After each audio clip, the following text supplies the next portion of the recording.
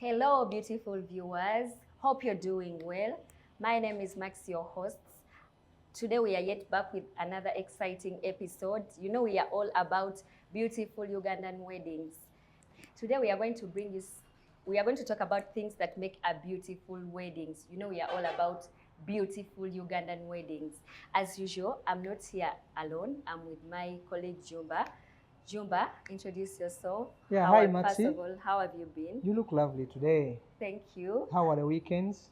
The weekend was nice and superb. How have you been? Yeah, I've been well. Yeah, hello everyone. My name is Jumba, a creative photographer. We are back here again on an exciting journey of making amazing and beautiful weddings. So I have the audacity to come here and speak because I've been in the field as a photographer. Jumba has been a photographer for 8 years. Yeah, professionally 8, but I've been in the field for 15 years. So I think you're in the right position and space to talk about the things that make a beautiful wedding. Yeah, because we oversee, we go everywhere, in every part, in every space, every little space in a wedding. So I have the audacity to be talking about photographers everywhere, weddings. In the kitchen, in the bedroom, everywhere. Yeah, because we are the eye for the present, past, and future. Okay. Yes, sir. So you being like that person who is the eye of everything that goes around a wedding ceremony, what are the things that are supposed to be done to come out with a beautiful wedding?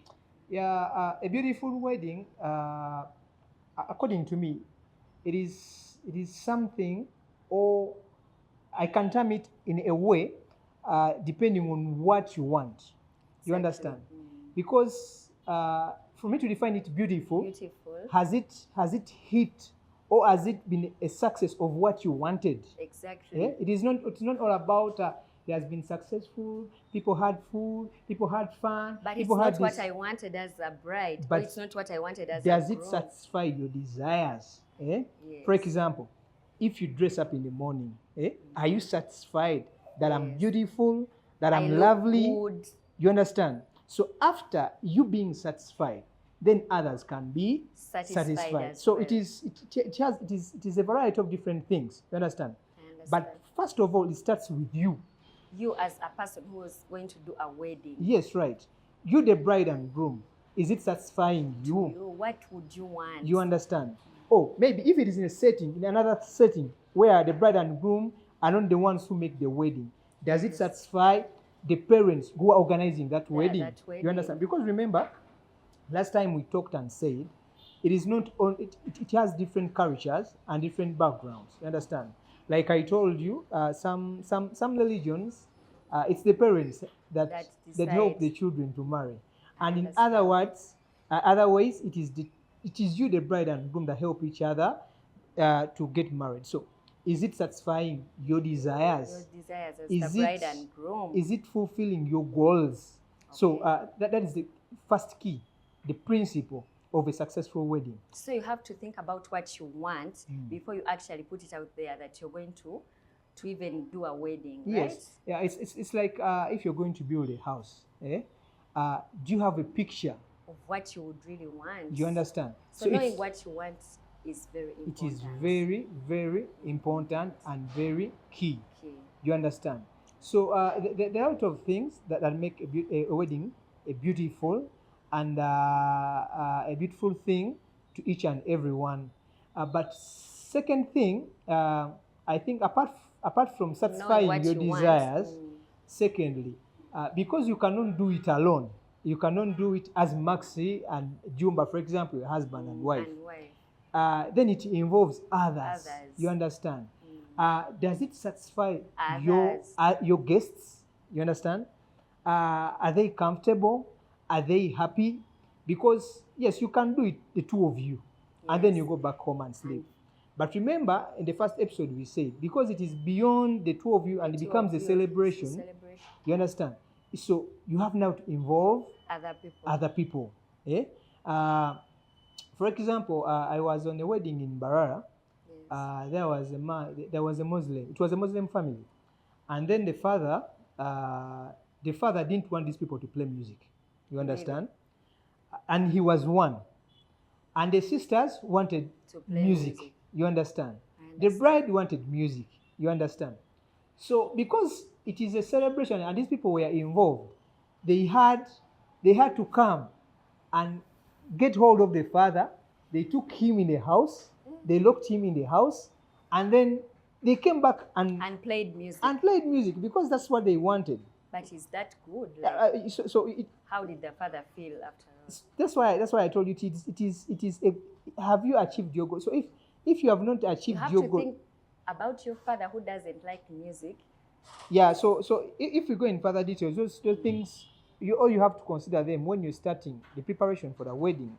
Because if you know that your father doesn't want music, then you find alternatives of how you can do it as a good wedding, as a nice wedding. So there are different things, but first of all, you have to first agree. If you agree with your hubby or your fiancé, then look at the people around you. Then after looking at the people around you, then you can expand and expand and expand it. Yes. Yeah. Okay, that's good. So which other things, like for you, as do you observe and you feel like, okay, if a couple does this, of course their wedding is going to be beautiful. Apart from, we have talked about knowing what you want and then considering your guests. Then which other thing? Yeah, other things, for example, that I've seen, the bride and groom, they don't want to delegate. Okay. They want to do each and everything on their own. I've seen that so many times. Remember, we are the weddings. The trend is changing each and every day. What you knew in 1990 may not be what is trending right now. And so you want to do things that were done in the 90s. Yes, that would be right. But can you handle each and everything? Yes, it is like working on a farmland. And you don't want these employees to steal from you. Let me tell you, this is a world. People will steal from you. Either you want or you don't want. Let me tell you, people. Even if it is your brother, even if it is your sister, you understand? So you should learn to delegate. But you find the bride. One time I was in a room. It is the bride. She's calling the caterer. She's calling the decorator. She's calling the bako. She's doing everything. All by herself. And then I feel like on that day, the makeup artist got fed up. Because like every time she's on phone, this one is not coming, then she cries. The makeup goes off. You understand? So you should learn to delegate.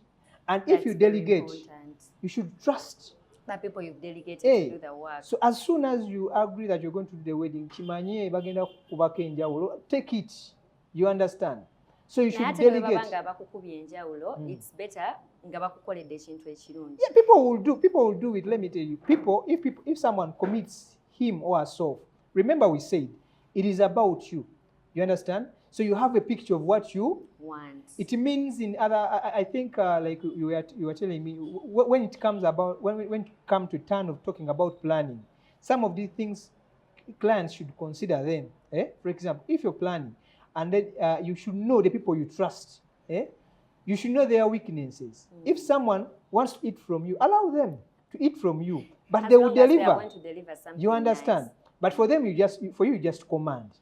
So and so, go and do this. So and so, go and do this. Because they don't have the picture of what you want, execute. You have to sell the picture of what you want to them for them to execute. Yes, and let them work. If you give them the authority, if you tell someone you're the one who is in charge of the reception, even if the decorator calls you, tell him I'm not concerned. You talk to so and so. Delegate. Because if you don't delegate, you're going to be overloaded. Yeah, you're going to be overloaded. You understand?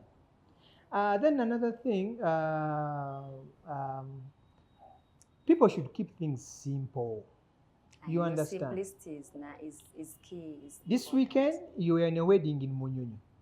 The other weekend, you were in a wedding in Nagalama.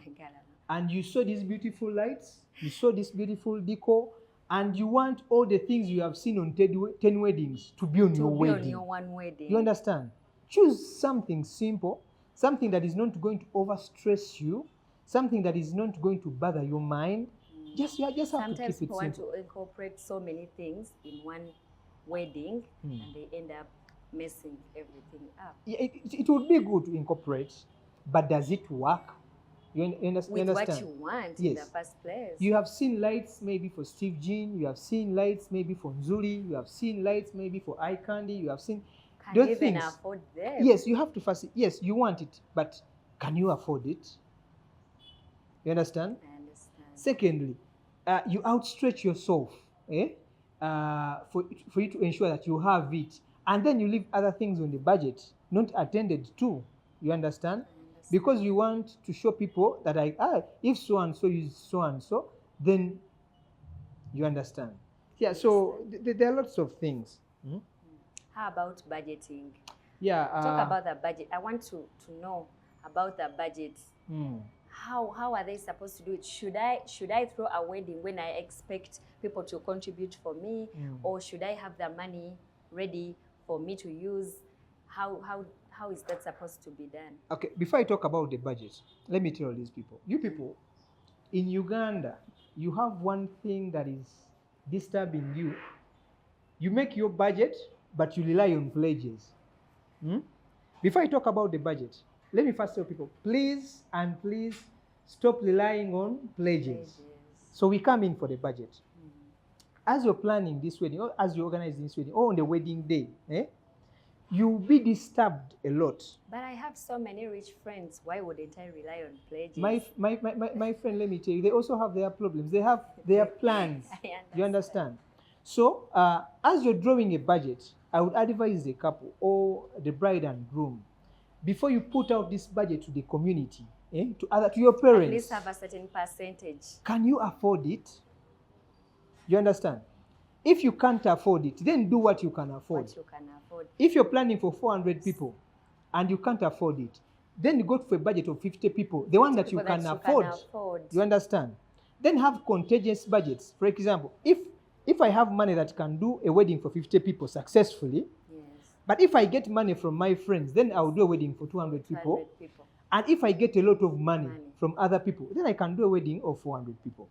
But you find someone, the decorator tells you, I'm not coming because you have not paid 100%.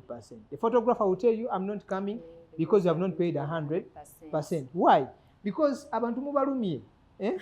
You're eating people's money. After the wedding, they disappear. They start calling you, and right now, all serious service providers, they will ask you for 100%. 100% before. You understand? I've been seeing that a lot. Yes, to some it is not good, and to some, because also there are some service providers who don't deliver 100%.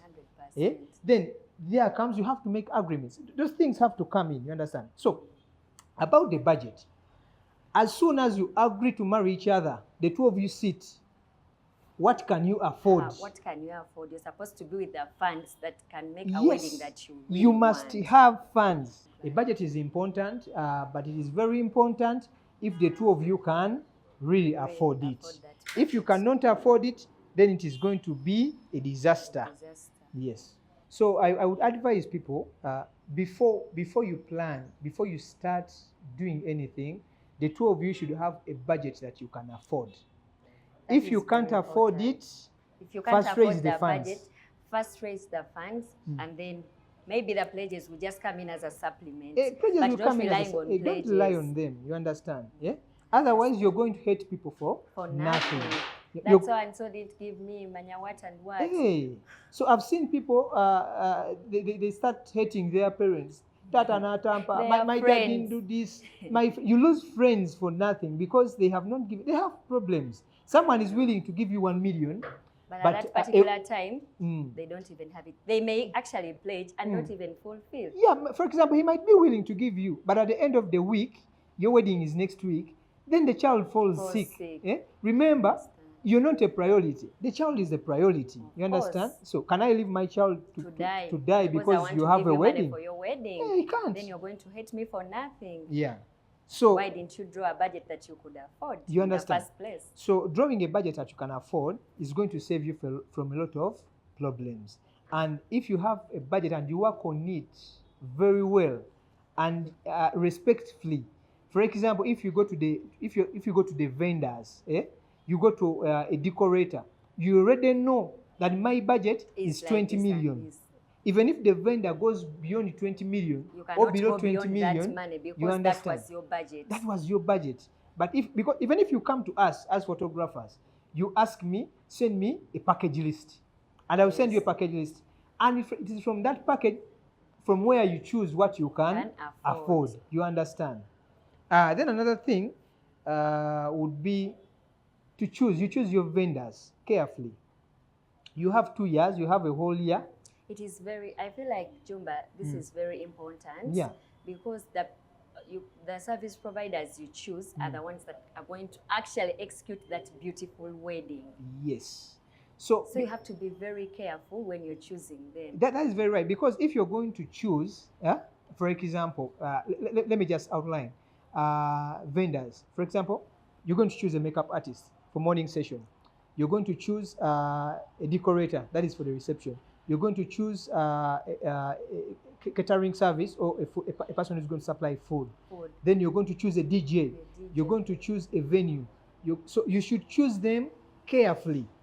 Yeah? And I feel like that you're supposed to think about those things before you actually start. Actually, knowing what you want, like we said in the beginning, that is what is going to help you to choose those vendors. Because those are the fundamentals. Remember we said you have to first have a picture of what you want. So if you meet your decorator, the decorator is going to ask you, how do you want it to be? How many people do you have on board? You understand? Like they're going to ask you, how many guests are you going to have? Yes. You understand? And then they are going to ask you different things. You understand? So if you have that picture in your mind, so you're selling them. Let me tell you one tip. If you go to someone and you don't have any idea of what you want, bagenda kuba. Actually, but they are going to do things the way they want. Yeah. You understand? They are going to start thinking for you. So you people, you should, when you're choosing vendors, you should choose them carefully, depending on the tastes and desires of what you want to have. Exactly. You understand? Which kind of colors do you want on your wedding? Which kind of food do you want your guests to eat? Which kind of photography do you want? You understand? So you should choose, at least make a list of on every item, make a list of 3 or 4 people. You understand? And then start crossing. You say, while choosing, make sure you know what you want. Yes, you should. Because I can see some photographer on my sister's wedding, and I don't even take time to look at the pictures that photographer actually delivered. But I'm hiring the same photographer. Yes. And when things go wrong. So you should find, at least you should draw down characteristics. For example, if you want a good photographer, what do you want from that photographer? If you want which a kind good of pictures do you want to take? You understand? Some people want exaggerated pictures. Some want natural pictures. Some want. Yeah, you understand. So there are a lot of factors. Then another factor you can talk about. It is not important. But according to the setting or African setting and Ugandan setting, it is key. What it point is food and drinks. Basically, that's what makes up. Here, if you go to someone's wedding and you don't eat, that is not even. My dear, people won't remember the napkins, the charger plates, the beauty of your decor, the beauty of your gown, and how you looked beautiful. Why do you organize a wedding in a very expensive place? You invite 400 guests, yet you can buy food for only 250 guests. I've seen one wedding I was on, and the groom was telling me, you take pictures so quick, so that we go to the reception and we eat before other people come. But why would you do that? That means you did not budget well. Why? Yeah, because you didn't budget well. Then, actually, that's going to push me to another point. But let me tell you, in Uganda, you should know that even as you're thinking about how beautiful you want the decor, remember we said it is not about only your comfort. It is even about the comfort of others. Yeah? So if you want people to be comfortable and love your wedding, you should also consider them. Yes. When people come to your wedding or on the venue, give them food. What I know in Uganda, what makes a good function, a good mokolo, is food and drinks. Because according, it is two-way. Remember, it is two-way, like we said. You're satisfying your desires, but you're also doing a celebration. You're satisfying your what? Satisfying your guests. So do things. Give them drinks. Give them food. You put them in a very hot tent, but you're not giving them drinks. You understand? Let people eat food. Eh? People enjoy. That will be a very successful wedding. People, even if you just don't change, eh? Don't put on a changing dress. It will be like we ate. Yes, because when people come and eat and drink and they dance, you understand. So it is very key for you people to give people food. By the way, food. Let me tell you. By the way, if you're organizing this part, make sure people eat. At least food should remain, but they should eat and be satisfied. So basically, the food must be enough. So and yeah, drinks. the food must be enough and the drinks. Then another point, as I wind up, there are many I can't finish. Invite the right people. In the Ugandan wedding, people are inviting others okubalagako, to show off. To show off. Kambalage. Let me show off. Like so and so was like my auntie was like I want to get married and such things. But why would you invite people that you're not feeling comfortable?